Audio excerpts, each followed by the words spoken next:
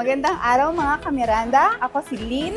Hi Ma'am Lynn, so since tapos ka na dito sa ating face-to-face batch 1, ano yung masasabi mo doon sa mga taong nag-iisip pa na mag-enroll at hindi pa sila nakakapag-decide? Dapat hindi na sila magdalawang isip dahil napaka-worth it nung face-to-face class. Hindi ka aantukin. And then second, makakapagtanong ka ng personal sa mga mentors and then sa coaches, kay Coach Miranda. After finishing yung day 1 and day 2, ano yung mga aha moments mo at yung naramdaman mo na sa tingin mo makakatulong sa'yo sa trading journey mo? Sa tingin ko, mas lalo akong naging confident dahil nalaman ko yung anatomy of the piece. And then before kasi, puro signals lang eh. Doon ako umaasa. Ngayon, confident na ako na mag-open ng chart and then gumawa ng sarili kong plan for the trading. What makes this training different to other courses na na-attendan mo before? To be honest, nag-enroll din ako sa mga other trainings. But then, mga English kasi yun eh. And then yung binibigay nila is signals. So may times na talagang hindi ko alam kung ano yung nangyayari sa market. But then, since the Miranda Minor Elite University offers English, Taglish, so tayo bilang mga Pilipino, mas madali nating maiintindihan.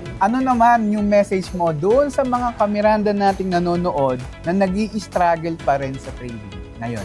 Isipin nyo na kaya kayo na-introduce sa trading is, kumbaga parang nandun yung destiny mo na kailangan mong itry. So kung hindi mo itatry, hindi mo malalaman kung para sa'yo ba ang trading. Kaya itry mo na, mag-enroll ka na face-to-face sa Coach Miranda Minor Elite University.